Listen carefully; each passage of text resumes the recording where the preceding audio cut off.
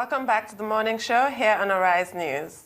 A federal high court sitting in Abuja, Nigeria's capital, yesterday gave a judgment in favor of liquidating the Nigerian assets of Process and Industrial Development Limited, a little-known British company that recently secured a $9.6 billion judgment debt against the country. In an apparently quick response, P&ID also vowed to step up moves to confiscate as many of Nigerian assets as possible until it recoups the judgment debt. We are now being joined by Dr. Sam Amadi, an economic policy analyst and former chairman of Nigerian Electricity Regulatory Commission, for a chat on this. He'll also be telling us what he thinks about President Muhammadu Buhari's new economic think tank and how that body can deliver on its onerous assignment. Welcome to the program. Good morning, sir. Good morning, Sam. Good morning. Good morning. So let's start off with P&ID. We've had this judgment yesterday where 11 charges were brought against P&ID officials in Nigeria, and they've had to forfeit P&ID assets in Nigeria. We don't know the total value of those assets, but whatever they may be, they can't even begin to amount to a drop in the ocean compared to $9.6 billion. So what is your take on the federal government's strategy? What is this judicial finding? Does it strengthen our position at all, or does it weaken us in view of the fact that it has clearly antagonized P&ID? They've come out with a statement effectively disowning those two officials that pleaded guilty, saying that they're actually not their staff, and saying that Nigeria is conducting a sham investigation, and I quote their statement. What are your thoughts? Well, first, I think Nigeria is quite in a very difficult situation. Nigeria is going to mold bricks with a straw, basically in the sense that this is almost about 30% or more of the national budget, about more than 20% of GDP that's at play here.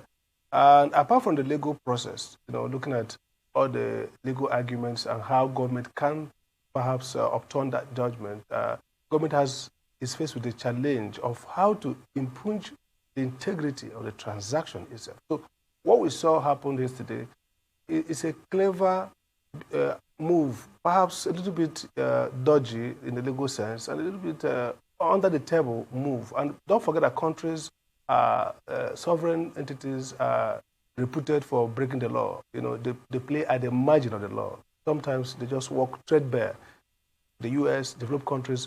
But the critical thing is, can you pull it through? So what Nigeria did, if you listen to the statement of the Attorney General, this is an attempt to create a certain judicial legitimation of corruption and fraud. So if it plays out well, Nigeria goes to the defense and say this transaction that created this phantom $9 billion debt is actually a criminal undertaking. It's fraudulent contract, and therefore a contract entered with fraud cannot be enforced by the sovereign who is a victim of that fraud. So that's really what Nigeria's defense line is going to. I think they are acting under the instruction of their defense attorneys, putting together a case to vitiate this contract from its foundation.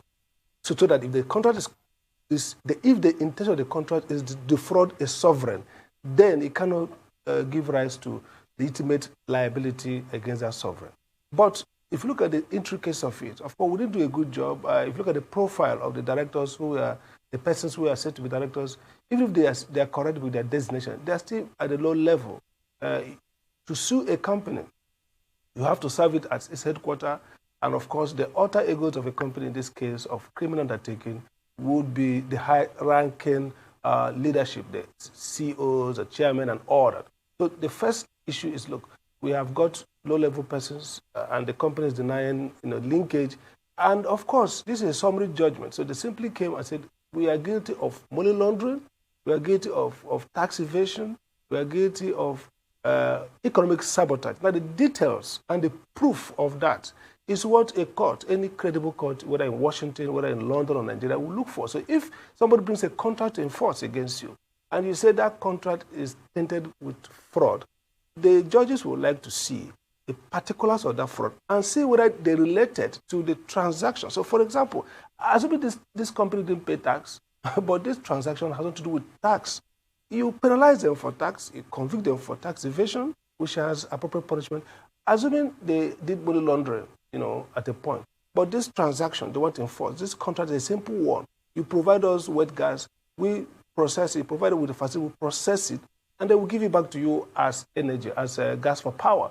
So it's clearly, you can clearly understand the contract. Then is this contract itself illegal? So the problem Nigeria will have is to stretch this so-called conviction on tax evasion, on money laundering, economic sabotage, to stretch it to show that the facts of this contract that's been that gave rise to arbitrary award are the same facts of a criminal undertaking that a court in Nigeria, through regular and due process, have declared as fraud. So that becomes evidence for Nigeria to prove that the contract itself that they're now damnified with huge costs. It's actually a contract that's illegal, and therefore a sovereign shouldn't have enforced. So that's really where this is building up. But as of course, we have molded a fragile foundation for this case. On the 26th or 28th, when the defense goes to London, I think the process in which we found this conviction will be an uphill task for Nigeria to really get what they want. But that's better than doing nothing. So Nigeria has acted seemingly illegally or seemingly inappropriately to contract some kind of judicial process, in my view, sometimes to break the law or to act unfairly, to defend what seems like the work of a criminal gang. By the way, P&ID, from the report from Bloomberg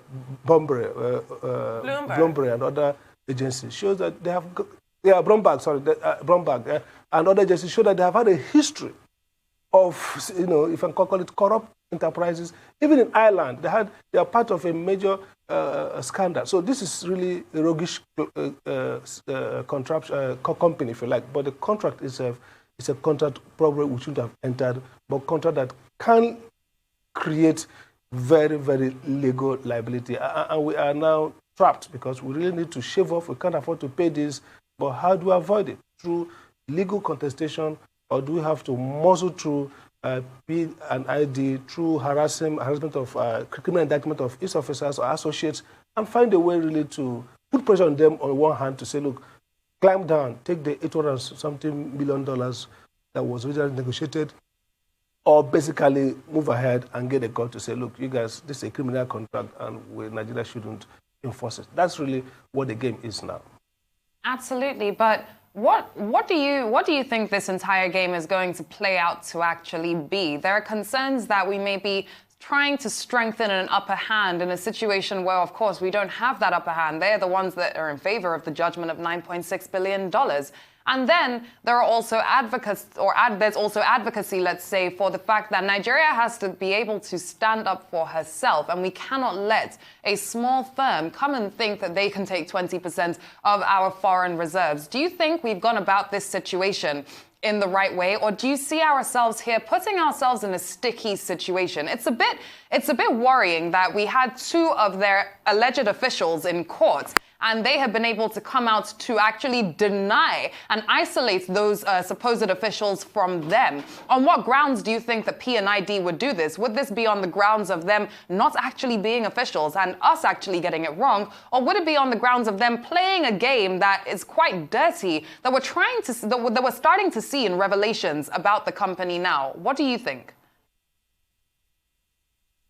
I think two things. I think, in the first place, P&ID would obviously play this game. Their line of defense would be to isolate these individuals and say, these are not our officials, because if they are top officials, bona fide, then that means their indictment and their confessional statement and they are accepting a plea of guilt translates to valid conviction for those guys and the company. So their game is to say, look, these are not legitimate officers who have authority to commit the company, because essentially the company has been convicted in absentia because his alter egos, his soul and spirit in court says we are guilty, punish us accordingly.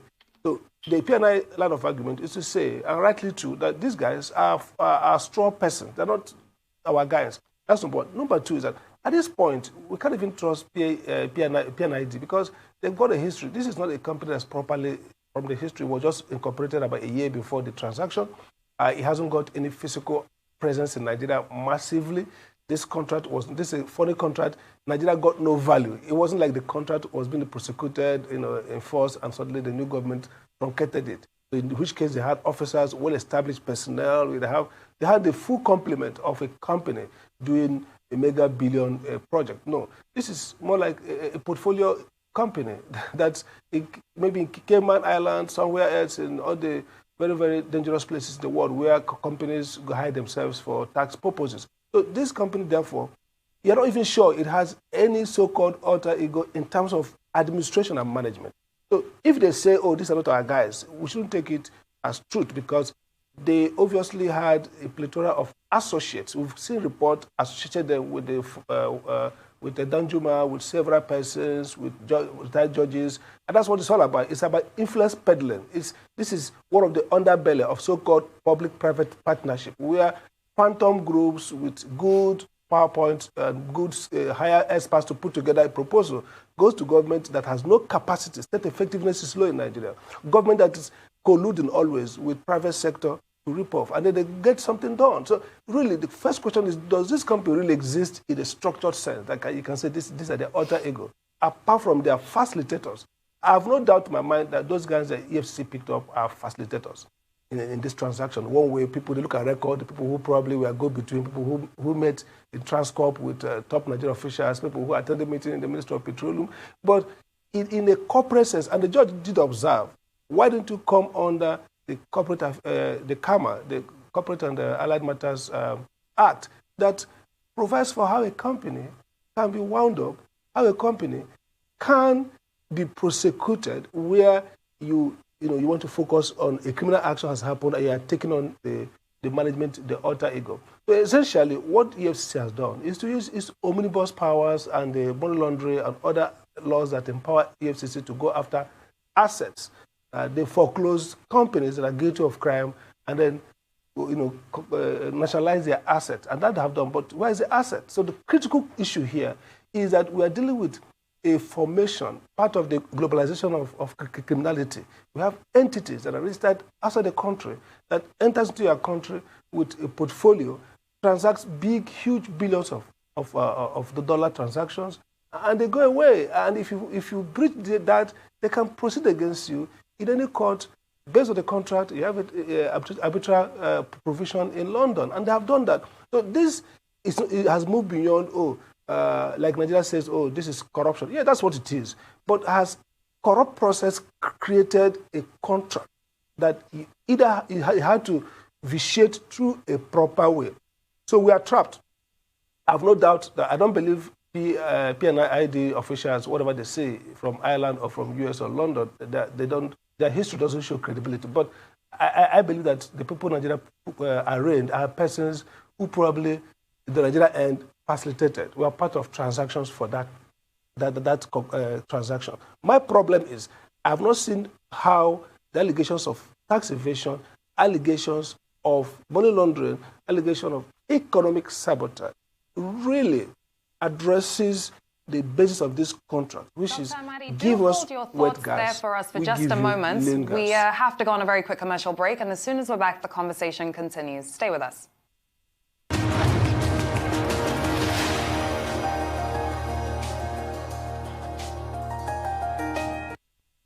Welcome back to the morning show. We're still with Dr. Sam Amadi, an economic policy analyst and former chairman of the Nigerian Electricity Regulatory Commission.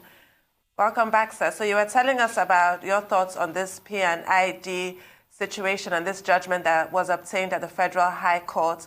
So many games afoot and so much frenetic activity, which could have all been avoided if this matter had been handled with the diligence we're now seeing now. But it remains to be seen what happens with regard to the judgment that is still on the table of $9.6 billion. It's not, we can't wish it away at this point. So I wanted to ask you now, what are your thoughts on President Buhari's Economic Advisory Council? A lot has been made, so I want to know your thoughts on the components of that council. We just spoke with Chief George Mohalu, APC's national auditor, and he assures us that they will have the trust and access to the president. He said they would not have been appointed if the president did not trust them. What are your thoughts on all of that? Well, first, I think it didn't start today. We knew under President Obasanjo, there was a case when he appointed his special advisors. He said that your job is to advise me. I'm not obligated to take the advice.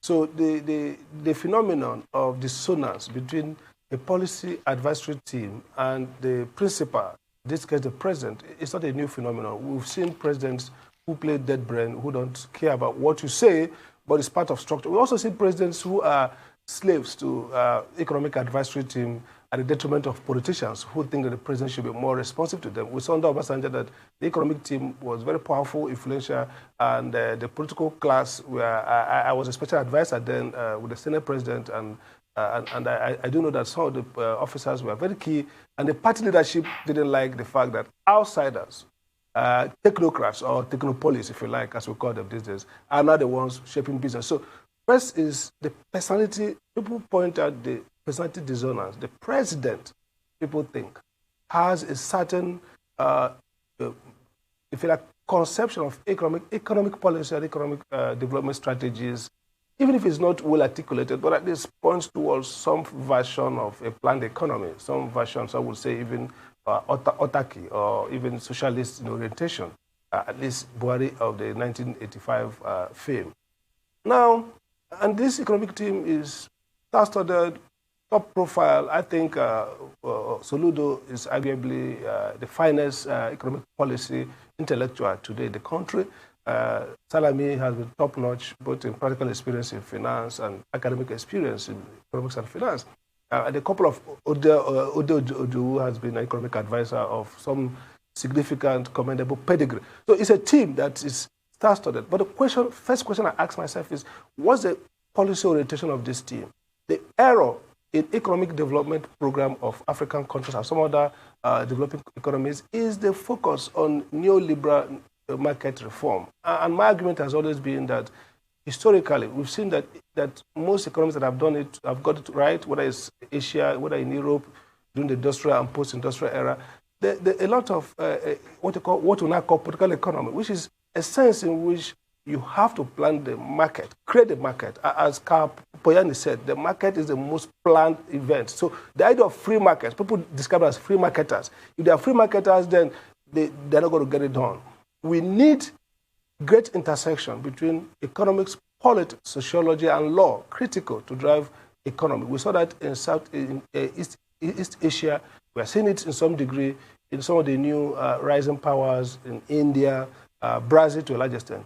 So I think the economic team first, we need to look at the policy orientation of the government and policy orientation of the economic team.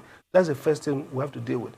Some people think that there could be serious dissonance, and if that's the case, then it goes without saying that the president may not really accept some of those advisory. Don't forget, that job is advisory. Again, the other issue is how this group intersects with established governmental organs that have economic policy making mandate. One example is the NEC. I've seen some boasting by the VP office saying, well, the vice president is still the chairman of NEC, and NEC is actually the constitutional body that advises the president. You see, our constitutional framework is a little bit faulty. It creates this NEC, which is a stakeholder platform of state governors and key ministers with the VP chairing, and give them a constitutional mandate to advise.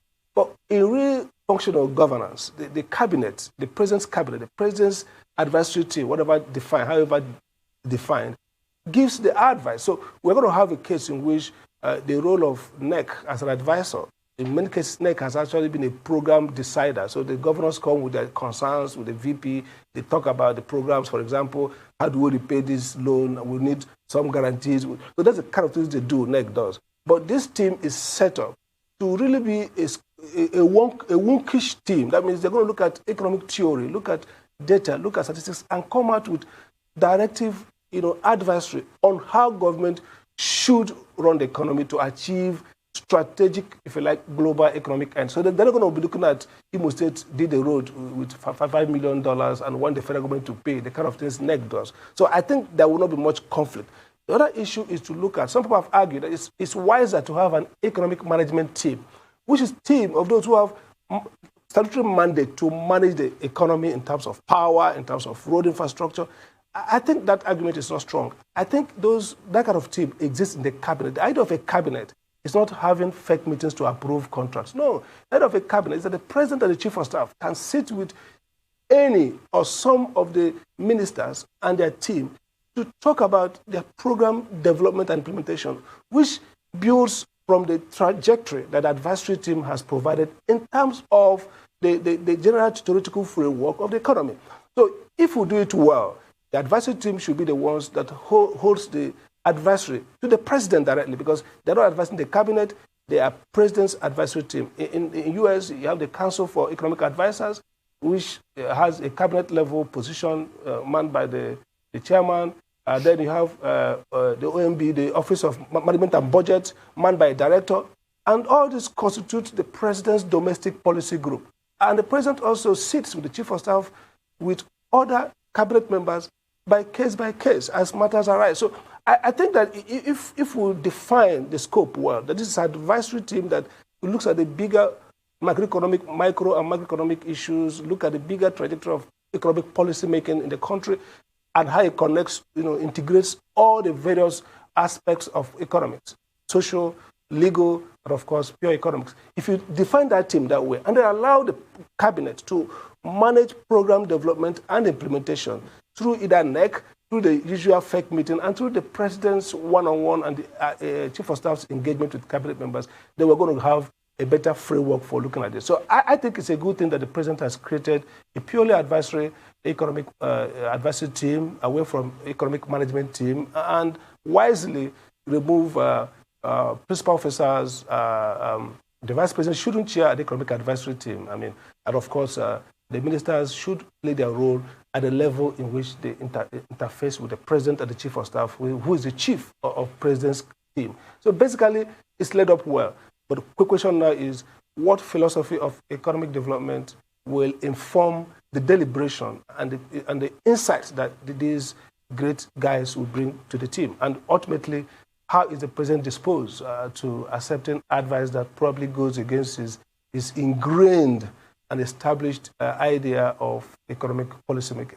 And that's a good point that you just landed on with the philosophy of economic development. And I say that because there are a lot of things right now that kind of seem like economic sabotage. For example, the closure between the border of Nigeria and Benin, which was approved for 28 days, and reports have it that the border may be closed for even longer. Now, I bring this up because in today's papers, we can see that the chairman of the CBN, Godwin Emefiele, has come out in support of this closure of the borders, saying that it's the right move. But in the papers today, we also see that, quote unquote, Nigeria is listed among 41 countries in need of external food assistance.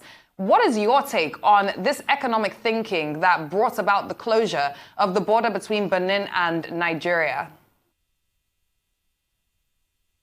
Well, I think some economists support the idea of the border for one. They said it complements government's commitment to local domestic production of some of these key items. That the argument has been that dumping, of course, has health implication in terms of substandard goods.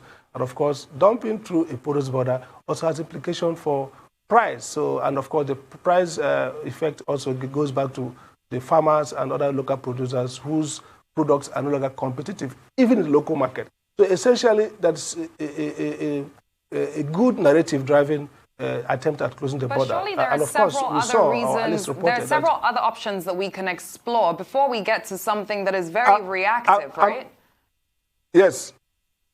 I'm coming to that. You see, the problem with some of the actions being taken, even though they have marginal positive return in terms of maybe we had the border closure impacted on petroleum pricing, but of course it inflated rice and other commodities that we don't have capacity to produce to demand. So the critical thing about closing down border is that if you are not ramping up production and if you are not efficient in production, then it goes back to the era in post-colonial era of African economies when import substitution was not backed up with export promotion and with development of innovation, R&D. So what happened was that African economies closed their borders, or heavy tariff to protect non-existing industries. And because of the lack of incentive and the lack of productivity in the local industries, we were not able to even, so those companies became, not competitive. So we didn't achieve the end. But Asia, just look at Asia. Korea did that in the 60s under General Park. What they did was, they used, for quantitative easing, they used restrictive tactics to protect Korean companies, Toyota, Hyundai. But they use discipline at home to increase their capacity in 3-4 years to go global. And those companies started with strong export mandates. If you don't export to the neighboring countries, Dr. this volume will take away all these incentives from you. But I need to come in here. Yeah. We only have a minute to go, and I really need your take on our huge debt profile. And the fact that Nigeria is trying to increase said debt profile by approaching the World Bank once again for a loan of $2.5 billion. Can you just explain that to us in 30 seconds? What does that mean for economic growth indices and reduction of poverty? Well, what it means is simple. There's a debate as to whether we are even debt saturated. So the argument here is that we still have enough capacity to borrow. And if we borrow for infrastructure and we deliver on time, the spillover effect of infrastructure development will perhaps grow the economy, expand the economy, and you're able to offset the debt. So the debate around debt overhang is that, do you want to be a debtor country that uses debt, socialize the risk, and grow capacity? Or do you want to be a debt-free country that we had under Obasanjo that lacks the capacity? So the question for me is not... Thank you, Dr. Amadi. So there's good debt and bad debt. Are these targeted on development and the productivity? Thank you, Dr. Amadi. Run out of time. It's time now for a short break on the morning show. When we return, we'll have a Rise News analyst, Emmanuel Ofeni, join us to review top stories in today's newspapers. Stay with us.